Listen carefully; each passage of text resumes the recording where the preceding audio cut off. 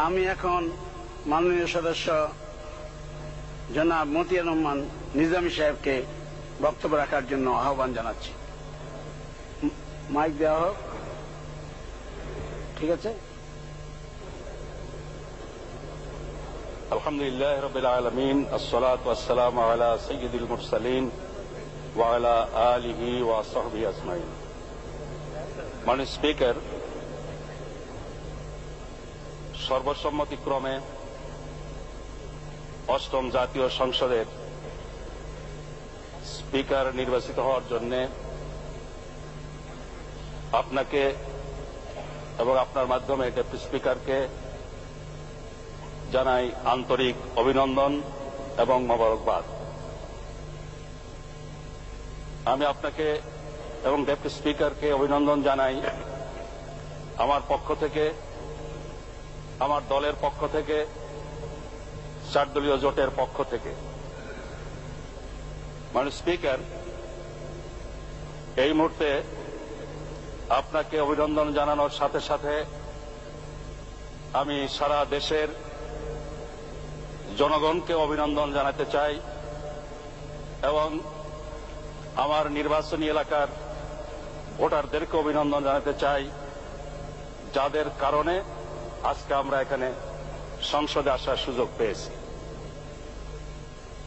মাননীয় স্পিকার, ব্যক্তিগতভাবে আপনি একজন স্বনামধন্য আইনজীবী, সেই সাথে বারবার সংসদে নির্বাচিত হয়ে আসার সুযোগ পেয়েছেন, বিভিন্ন সময়ে গুরুত্বপূর্ণ মন্ত্রণালয়ের দায়িত্ব পালন করেছেন। আমরা আশা করব আপনার এই অভিজ্ঞতাকে কাজে লাগিয়ে অষ্টম এই জাতীয় সংসদকে আপনি সুন্দরভাবে, সুশৃঙ্খলভাবে পরিচালনা করতে সক্ষম হবেন। আপনার সামনে থাকবে আইন এবং সংবিধান, আর আপনার চোখে সকল সংসদ সদস্য হবে সমান।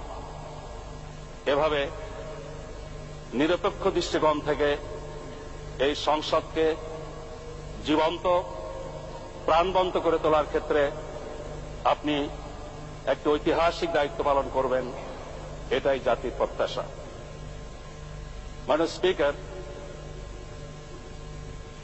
সংসদীয় গণতন্ত্রে বিরোধী দলের ভূমিকা অত্যন্ত গুরুত্বপূর্ণ। আজকে যখন আমরা আনন্দঘন পরিবেশে আপনাকে স্পিকার নির্বাচিত করে অষ্টম জাতীয় সংসদের যাত্রা শুরু করতে যাচ্ছি, এই মুহূর্তে বিরোধী দলের অনুপস্থিতি বেদনাদায়ক। আমরা আশা করব দেশবাসীর আশা আকাঙ্ক্ষার প্রতি শ্রদ্ধা প্রদর্শন করে, জনগণের রায়ের প্রতি শ্রদ্ধা প্রদর্শন করে তারা সংসদে আসবেন এবং সংসদীয় রীতিনীতিকে সামনে রেখে এই সংসদকে জীবন্ত, প্রাণবন্ত করে তোলার ক্ষেত্রে উল্লেখযোগ্য ভূমিকা রাখবেন। মাননীয় স্পিকার, আমি আল কোরআনের একটি আয়াতকে সামনে রেখে আপনাকে, আপনার মাধ্যমে আমাদের সবাইকে দল মতের ঊর্ধ্বে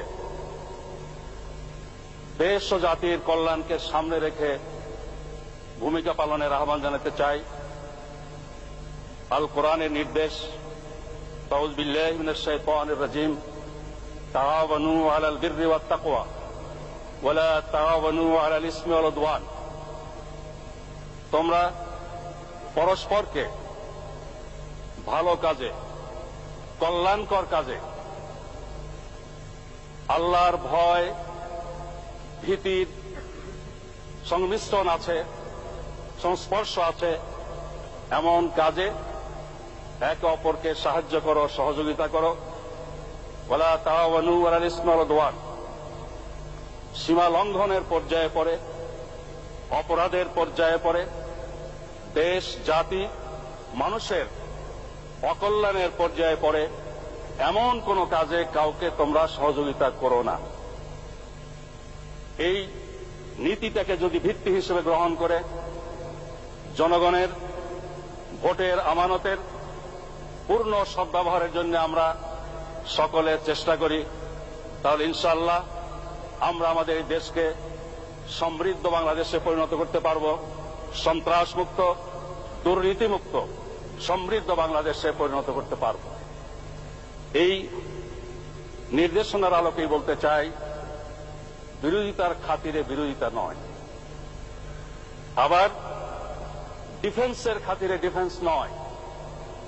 যা সত্য, যা ন্যায়, যা কল্যাণকর তা গ্রহণের জন্য আমাদের সবাইকে প্রস্তুত থাকতে হবে, খোলা মনে তা গ্রহণ করতে হবে। কোন সিদ্ধান্ত যদি ব্যক্তিগতভাবে আমার বিরুদ্ধে যায়, আমার দলের বিরুদ্ধে যায়, আর সেটার মধ্যে দেশ, জাতি, সমাজের জন্য কল্যাণ থাকে, তাহলে সেটাকে গ্রহণ করাটাই হলো ন্যায় নীতির দাবি। আমরা যেন এইভাবে এই সংসদকে পরিচালনা করতে পারি। মাননীয় স্পিকার, দেশের সার্বিক অবস্থাকে সামনে রেখে আমি আপনার মাধ্যমে বিরোধী দলের নেত্রীকে এবং সেই সাথে সবাইকে একটি আহ্বান জানাতে চাই, সংঘাত সংঘর্ষের নেতিবাচক রাজনীতির আসুন আমরা ইতি টেনে শান্তি সমঝোতার পথে দেশ গড়ার ইতিবাচক রাজনীতি শুরু করি। আমাদের অষ্টম জাতীয় সংসদের এটাই হোক ব্রত।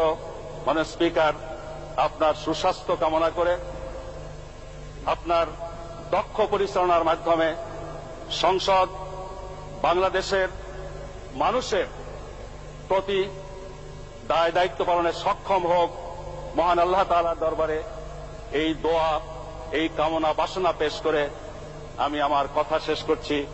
আবারও আপনাকে ধন্যবাদ। আপনার মাধ্যমে নির্বাচিত সকল সংসদ সদস্যদেরকে ধন্যবাদ। সেই সাথে বিদায়ী স্পিকারকেও আমি অষ্টম এই জাতীয় সংসদের পক্ষ থেকে জানাতে চাই আন্তরিক ধন্যবাদ।